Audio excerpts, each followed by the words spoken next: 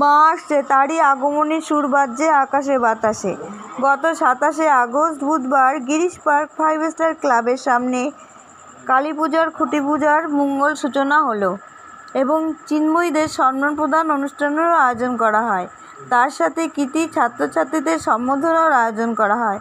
এখানে উপস্থিত ছিলেন বিধায়িকা সায়নী ঘোষ, পৌরমাতা সুমন সিং, পৌরপিতা তরুণ সাহা, মহেশ সোম, বরানগরের পৌরপিতা দিলীপ নারায়ণ বোস, তাপস চ্যাটার্জি এবং আরও অনেকে। সমগ্র অনুষ্ঠানটি সঞ্জয় বক্সী এবং তার সহধর্মিণী স্মিতা বক্সীর উপস্থিতিতে মুখরিত হয়ে ওঠে। 5 জন কৃতী যোগ্য মহিলাকে সম্মানিত করা হয়। তারই এক ঝলক দেখে নিন আমাদের নিউজের মাধ্যমে। আমাদের এটা কালী পুজোর খুঁটি পুজো আমরা প্রতি বছরই গণেশ পুজোর মধ্যে দিয়ে শুরু করি এবং যে কোনো শুভ কাজ আমরা মানি যে গণেশ বন্দনার মাধ্যম দিয়ে আমরা যে কোনো শুভ কাজের সূচনা করি। তাই আমরা আমাদের প্রতি বছরের কালী পুজোর পথ চলা আমরা শুরু করি গণেশ পুজোর শুভ দিনে এবং স্বাভাবিকভাবে আপনারা সকলে জানেন যে গণেশ পুজো মানেই উৎসবের মৌসুমের সূচনা।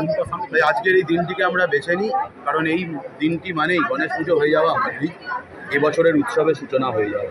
এবং পশ্চিমবঙ্গের মানুষ আমরা সংস্কৃতিপ্রিয় মানুষ, আমরা উৎসবপ্রিয় মানুষ, আমরা সকলকে নিয়ে একত্রিত হয়ে সর্বধর্ম সমন্বয় ঘটিয়ে জাতি ধর্মের ঊর্ধ্বে গিয়ে আমরা উৎসবের উপর হয়ে থাকি। দুর্গাপুজো বাংলা তথা বাঙালির সবথেকে বড় উৎসব। দুর্গাপুজো ইতিমধ্যেই আমাদের কাছে চলে এসছে, আর 1 মাস বাকি। সকলেই আমরা উচ্ছ্বসিত, উদ্গ্রীব দুর্গাপুজোয় আনন্দ উপভোগ করার জন্য আজ থেকে আছি সকলে উদ্গ্রীব। এবং তারপরেই সবথেকে বড় উৎসব, আলোর উৎসব কালী পুজো। এই কালী পুজো বা দীপাবলির রোশনাইতে আমাদের সকলের জীবন যাতে ভরে উঠুক এই কামনা আমরা সবসময় করছি এবং সেই সংকল্প নিয়েই আমরা কালী পুজোয় ব্রতী হয়েছি। আজকে আমাদের 66তম বর্ষের কালী পুজোর খুঁটি পুজো এবং বিভিন্ন অতিথি সমাগমের মাধ্যম দিয়ে শুধুমাত্র খুঁটি পুজোই নয়, সমাজসেবামূলক বিভিন্ন কাজের মধ্য দিয়ে আমরা আমাদের এই খুঁটি পুজোকে সম্পন্ন করছি আজকে। এবং আগামী দিনে আমরা মানুষকে এবং এই অঞ্চলের প্রত্যেককে আমরা এবং দর্শনার্থীদের আমরা যাতে একটা সুন্দর উপহার আমরা তুলে দিতে পারি কালী পুজোর মণ্ডপ সজ্জার মাধ্যম দিয়ে, সেই আশা।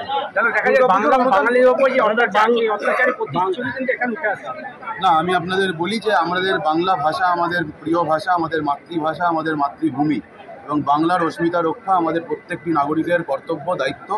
এবং যারা বাংলা তথা বাঙালিকে অপদস্থ করার বা হেনস্থা করার চেষ্টা করছে তাদের বিরুদ্ধে আমরা ঐক্যবদ্ধ হয়েছি, তাদের বিরুদ্ধে আমরা সোচ্চার হয়েছি।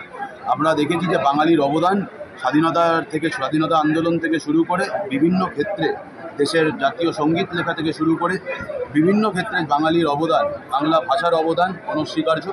এবং শুধু বাঙালি বলেই নয়, একজন বাংলার বাসিন্দা হিসাবে জাতি ধর্মের ঊর্ধ্বে গিয়ে সকলের উচিত যে এই বাংলা ভাষার অস্মিতা রক্ষার জন্য সকলকে এগিয়ে আসা। এবং যারা বাংলা ভাষাকে বা বাঙালিকে অপদস্থ করার চেষ্টা করছে তাদের বিরুদ্ধে আমাদের এই লড়াই কোনো রাজনৈতিক লড়াই নয়। আমাদের এই লড়াই নিজের মাতৃভাষার জন্য লড়াই, আমাদের এই লড়াই নিজের মাতৃভূমির জন্য লড়াই, আমাদের এই লড়াই নিজের বাংলা ভাষার সম্মাননার রক্ষার্থে লড়াই, আমাদের এই লড়াই বাংলার অস্মিতা রক্ষার্থে। সকলে মিলে এই ভাষাকে এগিয়ে নিয়ে যাওয়ার জন্য এবারে অন্য রাজ্যে যেরকম গণেশ পুজো হয়, কালী পুজো হয়, গণেশ পুজোর অনুষ্ঠানে দেখুন মুখ্যমন্ত্রীর যে প্রায় 90-এর অধিক প্রকল্প মানুষের জীবনের জন্মের আগে থেকে শুরু করে মৃত্যুর পর অবধি মানুষকে সরকারি প্রকল্পের অধীনে নিয়ে এসছে, এটা গোটা পৃথিবীতে কোথাও আছে বলে আমার মনে হয়। তাই সেই মুখ্যমন্ত্রীর প্রকল্পকে অনুসরণ অন্যান্যরা অনেকেই করবে, এটা খুব একটা অস্বাভাবিক কিছু নয়। কিন্তু আমি বলি যে ভালো জিনিস অনুসরণ করা ভালো। তাই আমাদের মুম্বাইয়ের অর্থাৎ বোম্বের সরকার যদি আমাদের বাংলার মুখ্যমন্ত্রীর প্রকল্পকে অনুসরণ করে মানুষের পাশে থাকার জন্য এগিয়ে এসে থাকে, আমাদের সাধুবাদ এবং প্রশংসা তার জন্য। আমাদের খেলা তো আগেও হয়েছে এবং পরবর্তীকালে আমরা খেলা হবে স্লোগানটাই বন্ধ করে দিয়েছিলাম।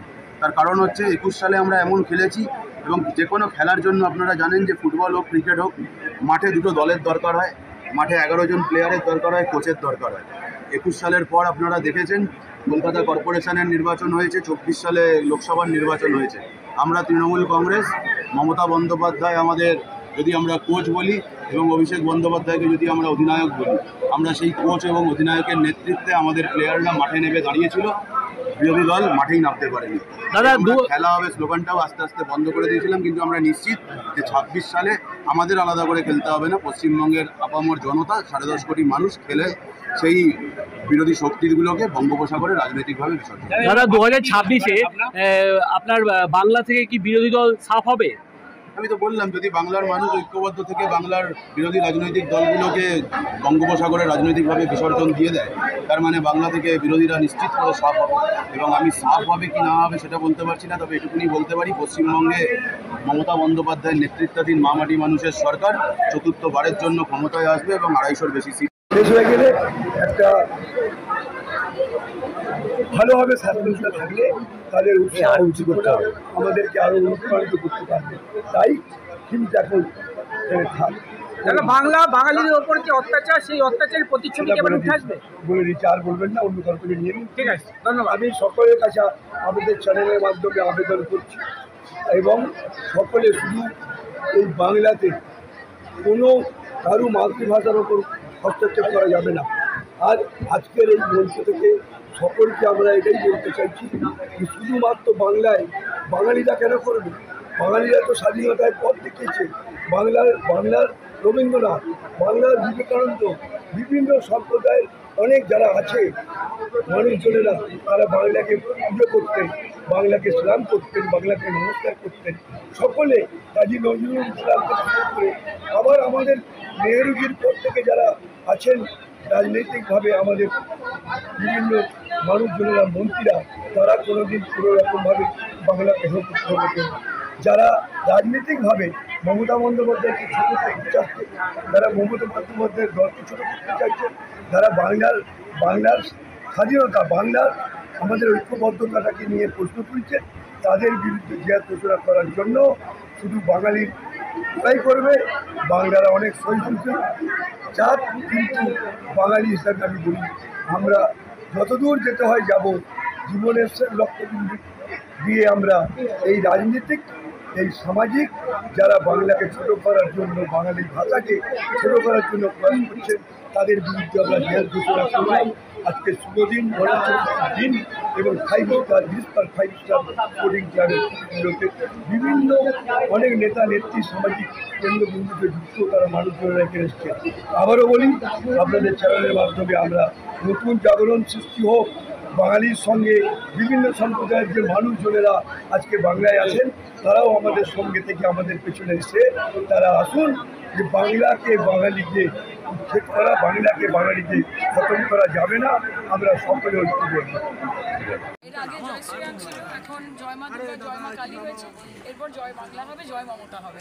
কাজে আমরা কথা বলি না, আমরা কাজে করে দেখাই। মানুষের সঙ্গে আমাদের সম্পর্ক তৃণমূল স্তর থেকে শুরু করে এবং বাইরে থেকে বহিরাগত ভোট পাখি, পরিযায়ী পাখিরা ডেলি প্যাসেঞ্জারি করবেন, আসবেন, যাবেন, রসগোল্লা খেয়ে আবার দিল্লি ফেরত চলে যাবেন।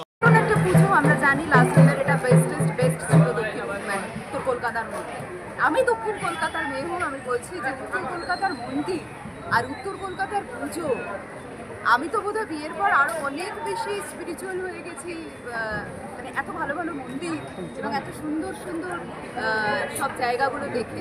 তো যাই হোক, এবারে আমাদের শ্যামা পূজা অনেক আড়ম্বরের সঙ্গে হবে, আর সেটা নিয়ে আমরা প্রত্যেকে খুব এক্সাইটেড।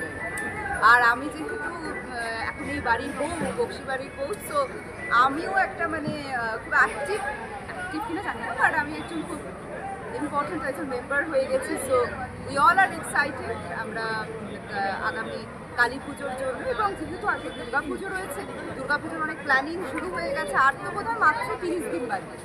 সো সেটার জন্য আমি সকলকে জানাবো অনেক অনেক শুভেচ্ছা। পুজো খুব ভালো কাটুক প্রত্যেকের, এবং সকলকে নিয়ে কাটান, আর সকলের সঙ্গে থাকুন, সকলকে ভালো রাখুন।